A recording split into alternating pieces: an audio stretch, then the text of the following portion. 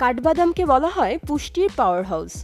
দেহের নানা রকম ভিটামিন এবং প্রয়োজনীয় খনিজের দৈনিক চাহিদা পূরণে প্রতিদিনের খাবারের তালিকায় রাখতে হবে অন্তত এক মুঠো ভেজানো কাঠবাদাম।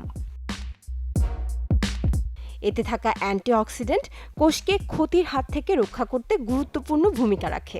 এই বাদাম শরীরে অক্সিডেটিভ স্ট্রেস বা ফ্রি রেডিকেলের পরিমাণ বেড়ে যাওয়া প্রতিরোধ, প্রদাহ কমানো এবং শরীরকে বার্ধক্য থেকে রক্ষা করে।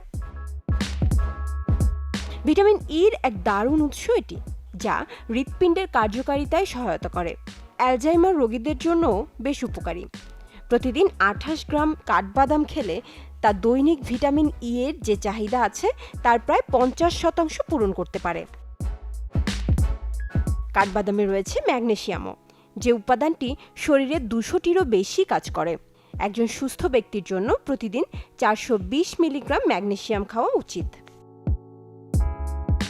28 গ্রাম কাঠবাদামে 3.5 গ্রাম ফাইবার থাকে। প্রতিদিন সকালে এক মুঠো কাঠবাদাম খেলে দীর্ঘ সময়ের জন্য শরীর ভরা অনুভব হয়।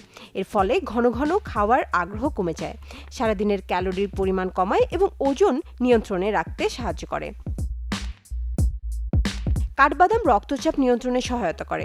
এই বাদামে উপস্থিত অ্যান্টিঅক্সিডেন্ট হৃৎপিণ্ডের স্বাস্থ্যের উন্নতি করে এবং রক্তচাপ কমায়। এই বাদাম রক্তে শর্করার পরিমাণও নিয়ন্ত্রণে রাখে।